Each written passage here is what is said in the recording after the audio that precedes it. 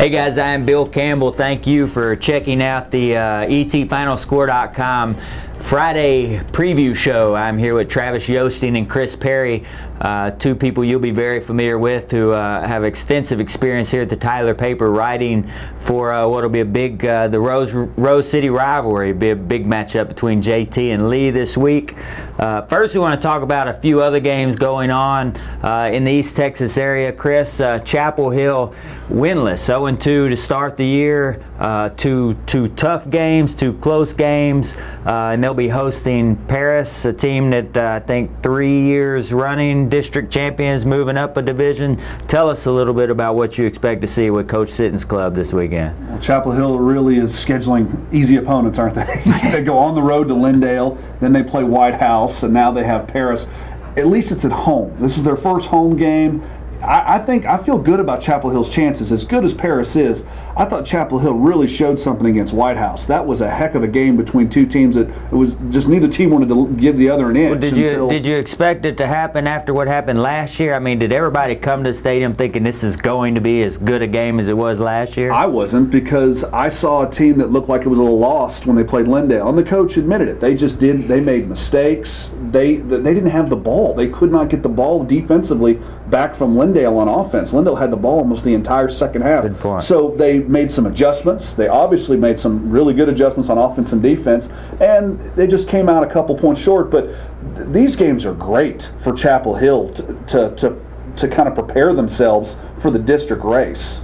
So White House tonight as well, coming off the Chapel Hill game. They're going to be at home for the first time, hosting Sulphur Springs. Is this a matchup that they need to be worried about? You know, it's a team that, can beat them. I think White House is good enough that they can win this game at home. They will expect to win. They want to keep rolling after 2 wins to start the year. And, they've got the talent to keep that going. And this is their last game before the district schedule starts. And, of course, they got JT in 2 weeks. So they're going to want to make a good impression before they get into district play. Travis, what do you think? Over, under 100 points? Between Sulphur Springs and White House, those teams can score. That's right, yeah. It's going to be, there's going to be a lot of action. So, All Saints, Gorman, both 2-0, Taps. Mm-hmm. Give us a little update on what's happening with Taps and what we expect out of their matchups this weekend. Well, All Saints, they've had a great year already. They've already doubled their win total last year, and they've, they're going back into the Taps district this year, so they're excited about that. And they've got a good test for them tomorrow night against Carlisle. They've got, this is their last game before the district schedule starts, so they're kind of seeing this as a measuring stick for where they stack up with the rest of the district. Gorman, they're also 2-0. Their offense really lit it up last week against Quitman. And they're going to try to keep that rolling against Troop, but of course, Des Alexander, they're not going to want to give an inch at home against Gorman. And then you got to look at Grace. They got off to a slow start against Kenton, which is a good team. But last week against New Diana, they really showed that they're still going to be an offensive force, and they're going to look to keep that going against Harleton at home on Friday night. So Van, Chris, you talked about Chapel Hill and Lindale and that ball game to start the year. Lindale is hosting their good neighbor right down I-20, Van. Yeah, I guess you can call them good neighbors. Good neighbors, maybe until tomorrow. Yeah, until tomorrow. Maybe a fight on their hands. I think when those two teams get together, it's always going to be a good ball game. Lindale seems on paper, and of course I haven't got a chance to see Van. I haven't seen Van in person. I've seen Lindale, and I was very impressed with just Lindale's size and how they were able to control the football and how they were able to basically impose their will against Chapel Hill. Now, I know Van has been very good as well in their first 2 ball games. But in my opinion, I think Lindale's going to have a little bit too much for Van in this ball game. But it's a rivalry game, and in rivalry games, you just never know. Great point. All right, guys, let's take a quick break. We're going to go to one of our sponsor messages, and we'll be right back. At Kelly Community Federal Credit Union, we have a monopoly on savings. So cruise on over to a Kelly Community branch today for big savings on loan rates and better earnings on deposits and investments. At Kelly Community. Hey, welcome back, and thanks again for checking out the ETFinalscore.com Friday preview show. Again, Travis Yoesting and Chris Parry are just chatting about what's going on this weekend in East Texas as far as Friday night football. And really, one of the big reasons we're sitting down is Rose City rivalry, JT Lee game, and you know, a big matchup, one that you and I were speaking earlier. You're talking about even a couple years ago when Lee was winless, they managed to pull one out.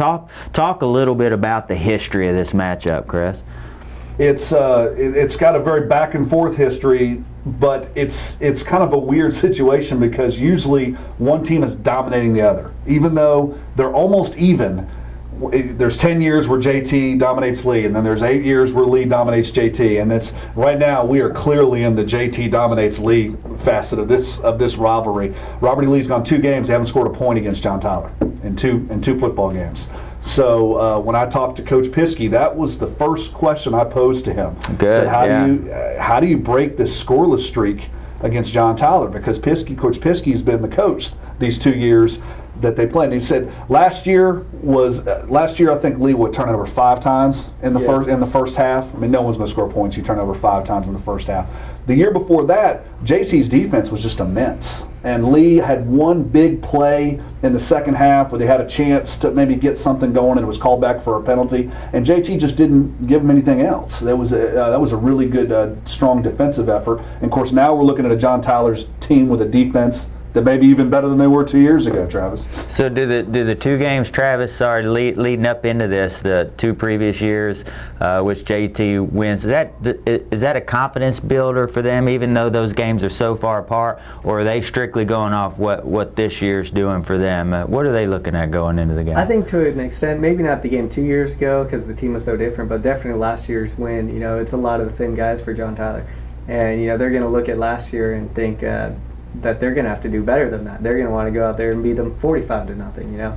And you know, they're not really thinking necessarily about that scoreless streak, you know, holding them to 0 points 2 straight years. But they are definitely thinking that, you know, this is their rival. You know, they've got a lot of seniors. This is the last time they'll play Lee, and they're going to want to go out and do even better than last year. So Sullivan had an interview we caught up on with one of the assistants, Tyson Wilson, I believe, who was a Lee player. Chris, you mentioned, been a while back, but he's now one of Holmes' assistants over there. Sounded pretty confident in what JT has got planned to do. Very vocal about winning this game, then district, and going to the big show, if you will. Talk a little bit about JT's confidence in the way they've started the year. Well, they're a confident team. It stems from their head coach, Franklin Holmes. You know, he's supremely confident. He always thinks his team's going to win. You know, he is not surprised that his team is ranked #1. You know, he thinks they deserve to be there, and his goal, you know, is obviously to stay there for the rest of the year. But the confidence, it you know, starts at the top. It trickles down. You know, all the players, everyone, you know, they're confident that they can beat Lee. They can win a district championship, and they're looking at a 16-game schedule. That's the way they see this season, and that's the way they look at it every year. So Chris, on as far as Lee goes, who are they watching out for on JT? Are they kind of picking out, they singling out any part of the game that they're going to try and watch for tonight, or are they focusing on what they need to get done? I think when they look at the film, they see an offense that could score when it wants to, and they see a defense that's going to take the ball away from you and score whenever you make mistakes. Daryl Piskey, when I was talking to him, they see this a little bit different than John Tyler that looks at a 16-game season. They've seen these 3 games against some very difficult opponents. Fossil Ridge went to the playoffs three rounds deep. Lufkin, #5 team in the state when they played them at Lufkin. John Tyler now #1. They see all of these 3 games as preparation for district. This is their first year in District 11 6A. They have a goal to make the playoffs, not win state, make the playoffs. And they see all of this as a step along the way. They understand exactly what they're getting at with John Tyler. John Tyler is extremely confident and have every right to be. They have been in the ascendancy in this rivalry for the last 2 years. 3 years ago, Robert E. Lee had one victory. Kind of like when the Cowboys knocked the Redskins off, but their one win was against the Redskins. It was like, I think, it was like 89, 90. We were kiddos. Same type of situation where Robert E. Lee only had one victory, but it was against its rivals. So you just never know in this game. Many times I've seen where one team looks like they were going to roll the other, but once you get out there, you never know. Now, if Lee turns it over 5 times in the first half, it's going to get ugly real fast. So it's the same question to you, Travis, on the JT side of the ball. Are they looking for one area that they're going to try and really put the clamp on as far as these guys go, or are they just going to focus on their game plan and go into what they've been doing? Well, offensively, I think they're going to continue to do what they've been doing. Defensively, they've played 2 teams that are, heavy on the run in Longview and Plano. Lee will probably pass a little bit more. So to prepare for that, the JT backup quarterback, Bryson Smith, they think is a lot like Lee quarterback Zach Hall. So they've been having him run the scout team, and they think that will help him out a lot in stopping the Lee offense on Friday night. Standout player for those guys tonight? I think you had to go with quarterback Giovanni McCollister. I think he's had an okay start, nothing too great, but I think he'll step it up on Friday night. Chris, how about for Lee? Who you think would be a standout? Well, 3 years ago when Lee won this game, they did it by running the football. So I think you're going to have to look at Zach Hall, who showed how much he can run the ball against Lufkin last week, Tavon Wesley, Devontae Craver. These guys are going to have to be able to run the ball, control the clock, and keep Giovanni McCollister and all his weapons off the field. So what's the score? Who wins the game tonight? Travis? I gotta go with JT. They're ranked #1 for a reason, and with Lee 0-2 and JT 2-0, it'd be hard to go against JT. I like the safe pick. Chris? I'm going to go out on a limb. 2 years ago, John Tyler was so favored against Lee 2 years ago. After being ranked #1, they lost to Lancaster, but you felt that, well, okay, they're still going to just take care of Lee with a new coach and with all the turmoil, and Lee found a way to get that done. I just think that this is a strange game. It's a rivalry game. Things happen.